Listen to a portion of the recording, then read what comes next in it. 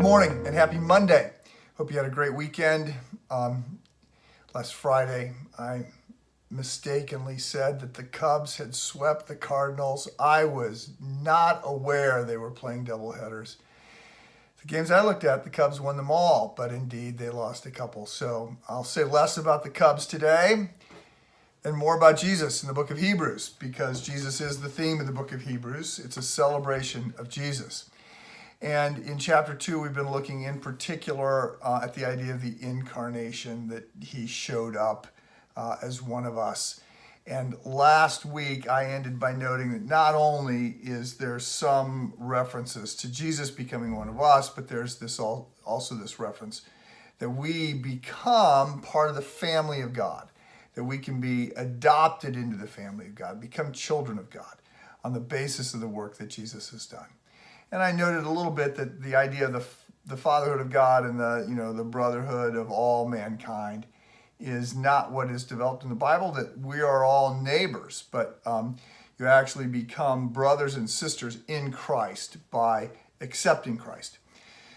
So we're moving on. I want to say a little bit more about the incarnation because it comes up in verses 14 and 15. Since then, the children share in flesh and blood. He himself likewise also partook in the same, this is Jesus, that through death he might render powerless him who had the power of death, that is the devil, and might deliver those who through fear of death were subject to slavery all their lives. So let me just note, again, there's this reference to flesh and blood. Jesus becomes flesh and blood. And I think there is an inherent challenge in this to us. Compassion is not something that can be done from a distance. You sort of need to show up. We can and should, I think, many times write checks and send them to help ministries and to help people who are in crisis.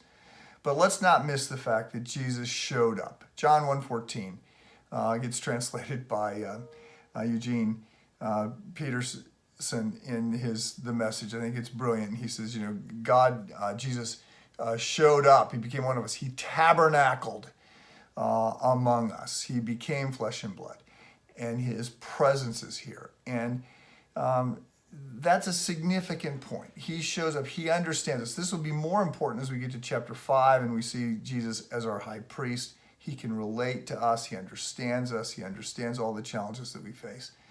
Indeed, he faces them. He is tempted, and he's tortured, and he dies.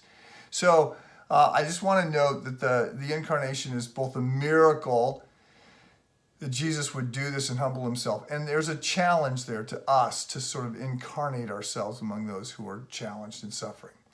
Then I want to note just a couple comments about death, because it says here that Jesus, he renders powerless him who had the power of death, which is Satan. That is the devil, and might deliver those who through fear of death were subject to slavery all their lives. So death is an enemy. It wasn't the plan.